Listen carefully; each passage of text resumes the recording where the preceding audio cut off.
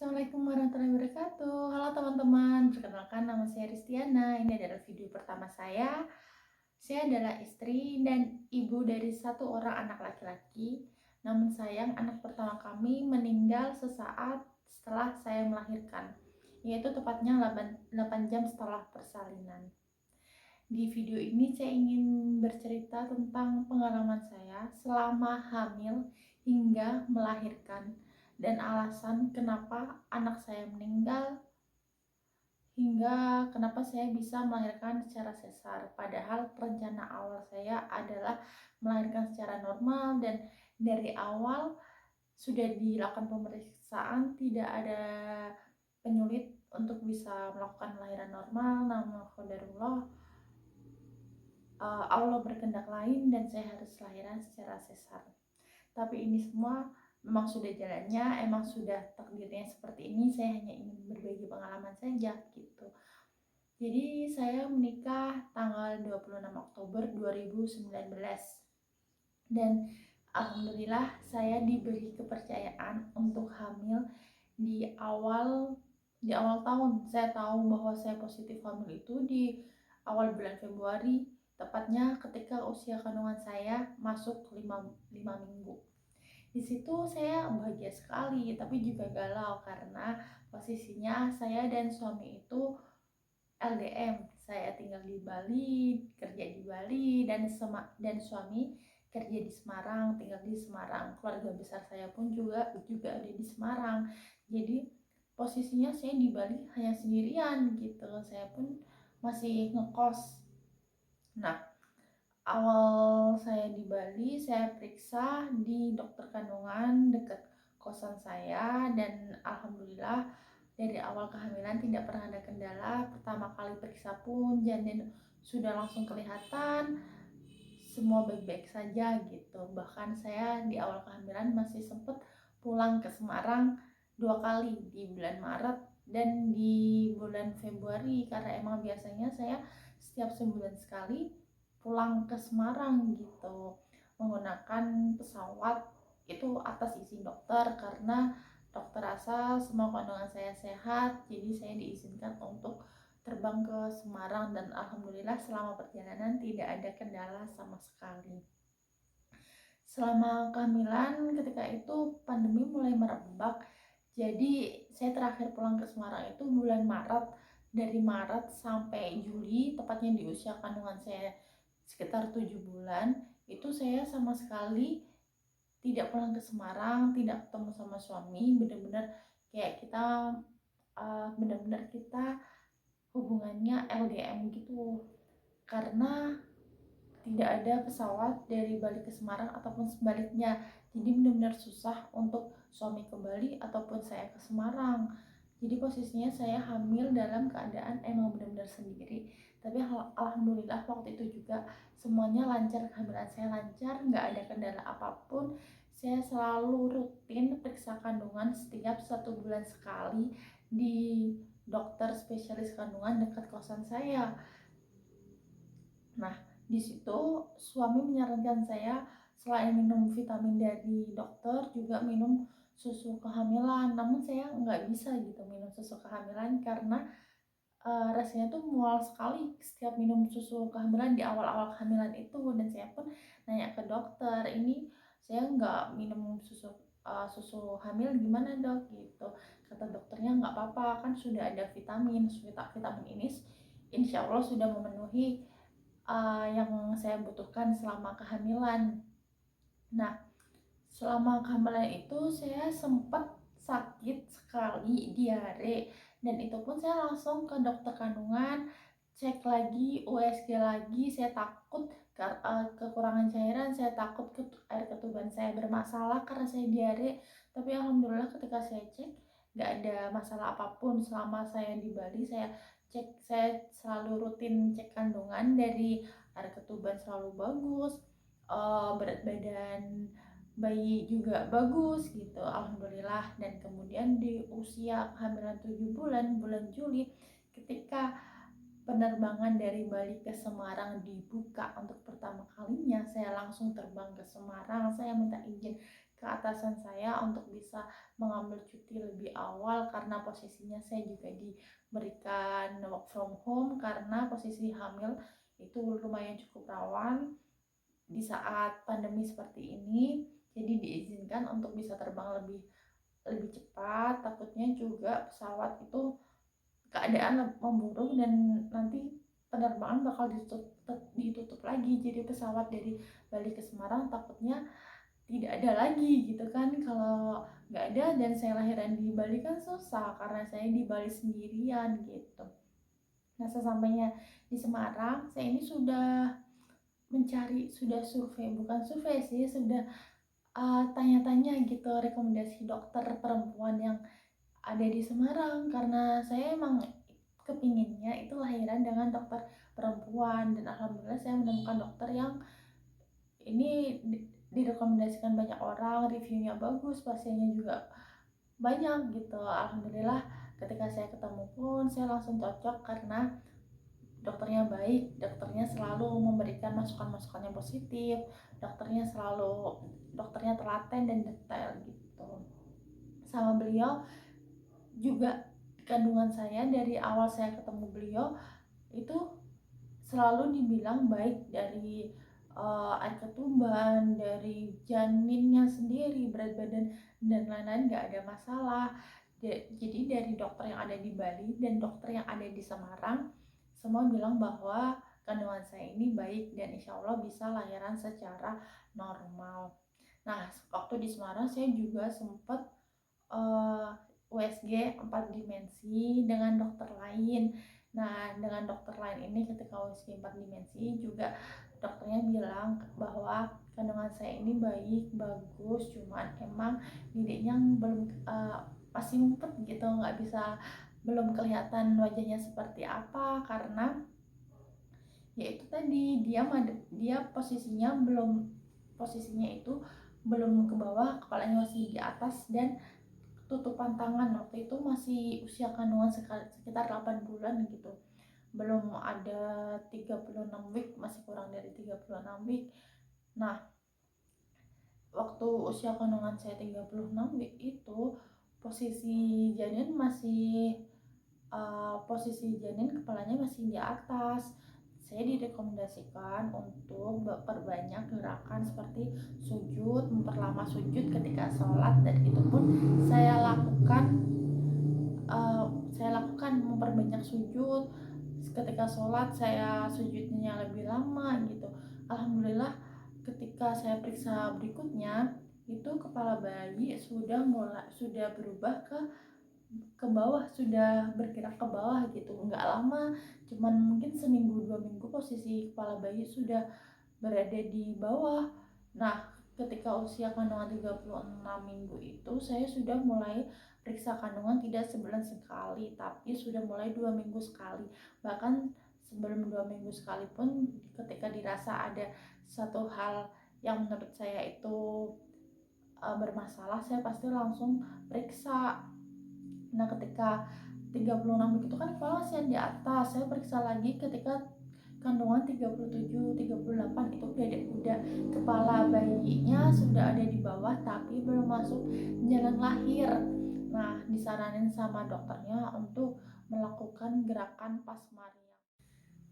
Jadi gerakan pasmariam itu adalah gerakan seperti squat tapi kita pegangan gitu di tembok atau di tiang. Itu adalah gerakan yang dilakukan oleh ibunda Nabi Isa, yaitu Maryam, ketika akan melahirkan.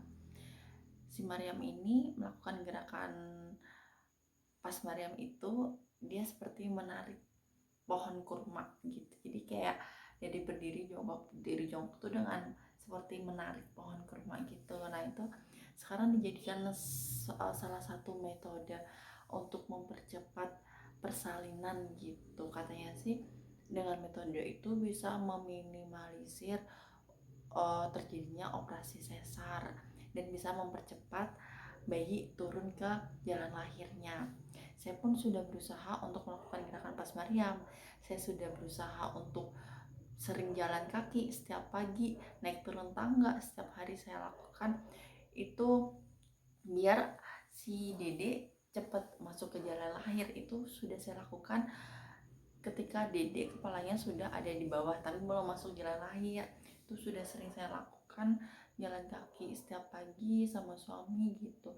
Tapi sampai usia 40 week itu belum ada kontraksi sama sekali. Waktu usia 40 week, waktu saya cek ke dokter itu, si kepala dedeknya sudah masuk di jalan lahir, cuman masih yang belum masuk ke jalan lahir semua gitu, masih yang masih yang apa ya, masuknya tuh masih dikit mungkin ya, saya nggak terlalu paham sih, dokternya bilang ini masih kurang masuk, pokoknya intinya bilangnya gitu. Nah, itu kan posisi udah HPL kan, udah 40 week. HPL saya itu 30 September, itu udah 30 September saya belum ada rasa kontraksi sama sekali. Bahkan kontraksi palsu pun saya belum pernah merasakan. Jadi saya tuh kadang hanya ngerasain kayak sakit-sakit ringan di perut bagian bawah, di dekat vagina gitu. Dan kata bidan yang asisten si dokter ini, beliau bilang bahwa kalau kontraksi itu dari perut bagian tengah ke bawah, bukan perut yang bawah gitu. Harusnya tuh kayak kedorong gitu, perut bagian tengah kedorong ke bawah, itu kayak kontraksi itu seperti itu. Tapi yang saya rasakan hanya sakit bagian bawah, saya nggak ngerasain sakit seperti didorong dari perut bagian tengah itu. Sampai usia 41 minggu sama sekali belum ada kontraksi sama sekali. Dokter bilang seminggu lagi ketika belum ada rasa, nanti langsung ke rumah sakit, kita langsung lakukan tindakan. Nah itu ketika usia 40 week, 41 week, saya udah mulai 1 minggu sekali periksa, itu dicek air ketuban bagus, semuanya bagus, air ketubannya masih mencukupi lah gitu kata dokternya. Jadi kita masih mengusahakan untuk dilakukan lahiran secara normal. Saya di situ hanya berpikir positif karena kan ada yang bilang bahwa si dede ini tuh akan lahir sesuai dengan waktunya. Dia tahu kapan dia harus keluar. Jadi di situ saya berpikir bahwa ya emang dedeknya belum mau keluar, mungkin butuh waktu, belum siap atau gimana. Jadi di situ saya hanya mempersiapkan diri saya perbanyak gerak, perbanyak jalan, perbanyak olahraga, mempersiapkan fisik saya menjelang persalinan. Waktu itu dokter menyarankan ketika jadi saya periksa itu di hari Jumat, dan dokternya bilang nanti di Senin depannya, Senin bukan Jumat, Senin, kemudian Senin minggu depannya lagi gitu. Itu ketika belum ada rasa disuruh langsung ke rumah sakit kan, rawat inap dan langsung tindakan gitu. Dan tapi di hari Minggu itu keluarlah bercak coklat itu. Saya udah di situ udah merasa seneng kan, wah ini tanda-tanda nih, jangan-jangan bentar lagi nih ada kontraksi. Tapi ternyata hanya bercak coklat dikit aja itu, dan nggak ada perkembangan sama sekali, nggak ada rasa kontraksi sama sekali. Saya masih nunggu sampai minggu malam. Senin pun yang harusnya saya ke dokter, saya mikirnya tunggu lagi mungkin ya, barangkali nanti saya ke dokternya pas udah ada rasa kontraksi biar udah bukaan gitu. Dan ternyata sampai Senin malam nggak ada rasa sama sekali. Akhirnya karena saya khawatir karena kehamilannya udah lebih dari HPL banyak gitu, jadi saya hari Selasa pagi langsung ke rumah sakit sama suami. Di situ saya kontrol ke dokternya bilang langsung lakukan tindakan. Di hari Selasa itu, Selasa sore, saya langsung dikasih obat kayak untuk induksi, untuk pemacu kontraksi dari bawah lidah sama dari dubur, itu 3 kali, tapi sampai hari Rabu pagi ke siang gitu, tapi sama sekali nggak ada efek. Dan di situ ketika saya di rumah sakit, saya nggak yang cuma rebahan. Di situ saya masih usaha untuk banyak gerak, masih melakukan gerakan pasmariam, masih mondar mandir di rumah sakit agar pembukaan itu bisa cepat nambah. Tapi ternyata nggak ada rasa juga, padahal udah 3 kali induksi. Akhirnya dikasihlah obat dari infus dikasih induksi melalui infus itu Rabu malamnya saya baru ngerasain benar-benar sakit banget. Sampai sampai Kamis pagi, Rabu malam sampai Kamis pagi itu benar-benar rasanya sakitnya luar biasa. Tapi ketika dicek hanya mentok di pembukaan satu. Nah, se nah di situ dokter jaga datang bilang, gimana kalau sesar saja. Saya sudah mengiyakan, saya udah nggak peduli mau normal ataupun sesar. Satu yang saya pikirin hanya keselamatan saya dan anak saya. Tapi kemudian dokter jaganya ini pergi, dan nggak lama kemudian ada perawat datang ngasih obat pereda nyeri ke saya. Otomatis rasa nyerinya berkurang karena dikasih obat pereda nyeri gitu.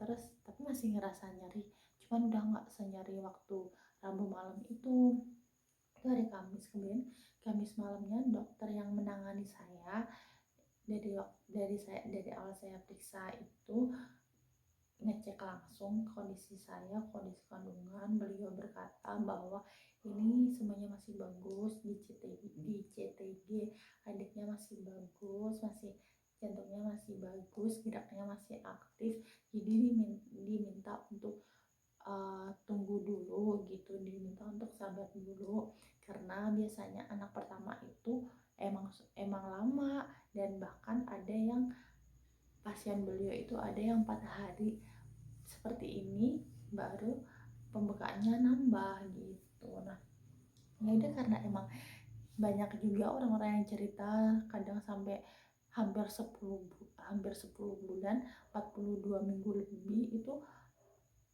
baru lahir anaknya dan selamat. Jadi saya masih berpikir positif, ini insya Allah lancar, insya Allah bisa kok normal gitu. Saya hanya berpikir positif lah gitu. Nah, itu Kamis malam kan habis dicek. Nah, setelah dicek itu saya perbanyak lagi gerakan pas Maryam itu di kamar bersalin itu. Bener-bener saya semalam itu saya lakukan 100 kali gerakan pas Maryam biar dedeknya cepet turun dan cepet lahir gitu. Karena kata dokternya emang harus diperbanyak gerak biar pembukaannya tuh nambah gitu. Itu saya udah lelah banget, udah capek banget, tapi Jumat pagi dicek masih mentok di bukaan satu. Kemudian di CTG, detak jantungnya itu yang semula setiap di CTG selalu ada di perut kiri bagian bawah, ini tiba-tiba hilang, kayak hilang ada gitu. Terus habis itu ada lagi muncul tapi berubah tempat, yang biasanya di bagian kiri bawah itu berubah di tengah atas gitu. Saya nggak tahu kenapa detak jantungnya itu bisa berubah tempat gitu, padahal posisi bayinya itu kan udah masuk jalan akhir, walaupun emang belum penuh banget, belum yang terlalu mendalam masuk jalan akhirnya, tapi dia kan udah mapan gitu. Tapi kenapa bisa detak jantungnya itu kenapa bisa berubah sebanyak itu dari perut kiri bawah ke perut tengah atas. Kemudian si perawat, saya ngeliat dia seperti panik, tapi dia bilang kalau nggak apa-apa bu, ini di CTG jantungnya masih kebaca kok. Tapi dia panik ya, yang lari pergi datang dengan panik. Terus habis itu CTG udah selesai, saya minta izin ke toilet karena emang kebelet pipis gitu. Keluar dari toilet, tiba-tiba suami bilang bahwa saya harus operasi sesar waktu itu juga, detik itu juga, tanpa persiapan apapun. Bahkan saya puasa pun enggak, padahal kalau mau operasi sesar itu kan katanya harus puasa dulu kan. Itu bener-bener saya sebelum ke toilet itu habis nyemil beng-beng gitu, tiba-tiba keluar dari toilet ini suruh operasi sesar. Saya kaget dong, kan kata perawatnya nggak ada masalah, baik-baik aja, kenapa tiba-tiba disuruh sesar tanpa persiapan apapun dari sayanya. Habis itu saya langsung masuk ke ruang operasi dengan segala persiapannya. Waktu operasi pun saya selalu berpikiran positif, saya intinya hanya berdoa, berdoa, berdoa, pasrah. Saya nggak ngerasain sakit apapun sih selama operasi sesar tuh, kayak bener-bener gak ada rasa sama sekali. Kemudian selesai sesar, anak saya, emang saya mendengar, saya tahu dan lihat sendiri anak saya nggak nangis, tapi entah kenapa di situ saya masih mikir bahwa anak saya nggak apa-apa kok, baik-baik aja, mungkin nangisnya telat atau gimana gitu. Semua dokter di situ, dokter anaknya yang ada di ruang operasi itu panik gitu. Dari raut mukanya saya kebaca panik, tapi di situ saya cuma bisa berdoa aja kan. Saya udah di situ habis operasi, blank juga pikiran saya. Nah, waktu dokter kandungan yang menangani saya itu keluar, perawatnya nanya ke saya, ibu udah berapa lama, udah berapa usia kandungannya. Saya jawab dong, udah 42 minggu mbak, kayak gitu. Saya di sini juga udah dari hari Selasa. Anak saya lahir berarti 42 minggu lebih 2 hari. Saya udah dari hari Selasa di rumah sakit, dan saya lahiran waktu hari Jumat pagi. Nah, si perawatnya bilang, oh pantesan ini ketubanya udah bener-bener kering, habis plasentanya juga udah sampai hijau. Padahal selama di rumah sakit selalu dicek dan bilangnya selalu baik-baik aja. Ketubanya selalu dibilang masih bagus, dicek jantungnya juga bagus. Tapi tiba-tiba ketika persalinan, di luar, benar-benar di luar apa yang dibayangin gitu, kayak di luar ekspektasi. Sebenarnya waktu di rumah sakit, waktu setelah diinduksi melalui infus itu, saya udah mulai keluar kayak benar-benar darah segar itu banyak. Setiap pipis saya sampai takut untuk pipis, karena setiap pipis itu pasti keluar kayak darah gitu. Saya bilang sama bidannya, mbak ini saya keluar loh darah banyak sekali. Kata bidannya, ya wajar, mau lahiran gitu. Tapi di situ saya tuh kayak panik, saya nggak tenang. Tapi karena kata bidannya itu wajar, ya udah gitu, saya bisa apa gitu, saya percaya aja waktu itu. Ya berarti emang, ya berarti kan emang udah menjalani persalinan. Saya masih berpikir positif aja. Udah keluar dari ruang operasi, saya ditaruh di ruang observasi. Keadaan badan saya menggigil sekali setelah operasi sesar, jadi benar-benar sendirian selama 2 jam. Kemudian setelah observasi itu, setelah 2 jam itu semuanya baik, semuanya bagus. Saya dibawa di ruang perawatan. Di situ di ruang perawatan benar-benar sepi, nggak ada siapapun, nggak ada anak saya, nggak ada keluarga saya bingung ini semua pada kemana gitu. Kemudian nggak lama dari situ orang tua saya masuk, suami saya masuk, tapi sampai siang anak saya belum masuk. Saya sudah ada feeling bahwa anak saya kenapa-kenapa, tapi di situ saya masih berusaha bahwa gak ada apa-apa, anak saya masih baik-baik aja. Itu kok saya selalu berpikir seperti itu. Jadi saya emang nggak nanya ke ibu saya nggak nanya ke bapak saya nggak nanya ke suami saya mikirnya mungkin anak saya lagi dibersihkan. Tapi kok lama sekali sampai siang, akhirnya saya memberanikan diri untuk nanya ke suami saya, di mana anak saya gitu. Kemudian suami saya nggak langsung jawab menjelaskan apa yang terjadi. Dia cuma bilang bahwa iya ada kok, anak kita masih di ruang bayi di atas gitu. Jadi saya ya udah, berarti emang semuanya baik-baik aja gitu. Saya pun tiba-tiba saya nanya, anak kita masih ada kan gitu. Suami saya juga jawab, masih kok, masih ada, masih di atas gitu. Berarti ya terjawab pertanyaan saya bahwa anak saya masih ada kok, masih baik-baik aja gitu. Nah, udah hampir sore, bener-bener belum ada tanda-tanda anak saya bakal dibawa ke saya. Dan itu telepon di ruang perawatan tuh bunyi terus, kayak dokter tuh berkali-kali mencari suami saya mondar-mandir dari ruang perawatan ke ruang ruang kayak penitipan bayi gitu. Pokoknya intinya bolak-balik ketemu sama dokter anaknya, tapi suami saya belum menjelaskan. Nah, setelah itu baru suami saya menjelaskan bahwa anak kami kritis dan ada di inkubator. Anak saya juga didiagnosis mengalami hernia diafragmatika. Jadi hernia diafragmatika itu seperti kelainan bawaan bayi dari awal kandungan. Kayak bener-bener nggak nyangka sama sekali, karena di awal kehamilan saya selalu periksa, saya selalu USG dan semuanya baik-baik aja. Tapi ketika proses persalinan, ketika melahirkan, apa yang saya harapkan, apa yang saya ekspektasikan benar-benar di luar dugaan gitu. Saya cuma berpikir, kok bisa sih nggak kedeteksi gitu loh. Itu kelainan bawaan yang menurut saya harusnya itu kedeteksi ketika proses kehamilan, ketika USG, tapi itu sama sekali nggak kedeteksi. Semua bilang kandungan saya baik-baik aja, janin saya tumbuh dengan baik, intinya semuanya tuh baik. Tapi kenapa pas lahiran seperti ini, saya di situ cuman, ya saya udah nggak bisa berpikir apa-apa, saya nggak bisa berbuat apa-apa, cuman bisa pasrah. Ya mungkin ini jalan saya sama suami saya, takdirnya seperti ini. Saya hanya berharap bahwa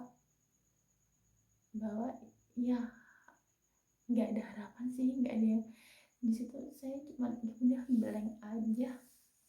Kemudian suami saya menyiapkan pemakaman anak saya masih di rumah sakit karena posisi habis operasi, saya gerak pun belum bisa.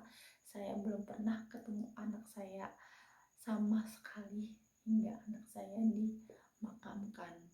Sampai detik ini saya belum pernah ketemu anak saya, baik seperti apa anak saya. Hanya lihat di foto ketika dia ada di inkubator, rasanya seperti dunia runtuh ngelihat anak ada di inkubator, dipasangin banyak alat kayak gitu. Tapi ya saya sama suami ya hanya bisa ikhlas gitu. Ini semua emang takdirnya seperti ini, ujiannya seperti ini. Apa yang ada di dalam kandungan kita tidak pernah tahu. Apa yang direncanakan Tuhan untuk kita tidak pernah tahu. Tapi yang pasti, yang wajib kita tahu bahwa apapun rencana Tuhan, apapun ujian yang Tuhan berikan pada kita, itu berarti yang terbaik.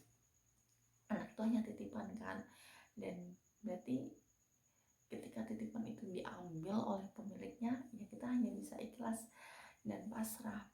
Dan saya yakin di luar sana juga banyak ibu-ibu yang nasibnya sama seperti saya, ditinggal oleh anaknya ketika anaknya masih bayi, bahkan masih dalam kandungan, ketika keguguran, baru lahir udah meninggal kayak gitu. Pasti nggak cuma saya yang mengalami cobaan seperti ini. Kita semua sama-sama berjuang, kita semua sama-sama melewati masa-masa tersulit ini. Insya Allah kita akan diberikan sesuatu yang lebih baik lagi, kita akan diberikan gantinya lebih baik lagi gitu. Dan ketika kita bisa melewatinya dengan ikhlas dan sabar, insya Allah kita adalah hamba-hamba Allah yang dipilih gitu. Saya hanya bisa bilang gitu sih. Saya udah di titik ini, saya udah gak bisa ngomong apa-apa, udah kayak flashback. Itu seperti masuk ke dunia mimpi, seperti nggak nyangka bahwa saya udah pernah hamil, udah pernah melahirkan, tapi saya nggak pernah melihat apa yang saya lahirkan, nggak pernah melihat seperti apa yang saya lahirkan secara langsung. Saya hanya bisa lihat secara di dalam foto ternyata yang ada di kandungan saya selama 9 bulan itu seperti ini. Dan untuk ibu-ibu yang sekarang sedang hamil, sedang berjuang, selamat, kalian diberikan kepercayaan. Dan kalian bukan hanya menyiapkan fisik, tapi juga harus menyiapkan mental, bahwa hamil itu bukan hanya soal fisik tapi soal mental. Nanti apapun yang terjadi di depannya, percayalah bahwa itu adalah yang terbaik untuk kita semua. Kita hanya bisa pasrah dan berserah terhadap semua yang telah ditakdirkan untuk kita. Oke, sekian cerita dan pengalaman dari saya. kasih telah menonton. Semoga bisa membantu ibu-ibu yang ada di luar sana.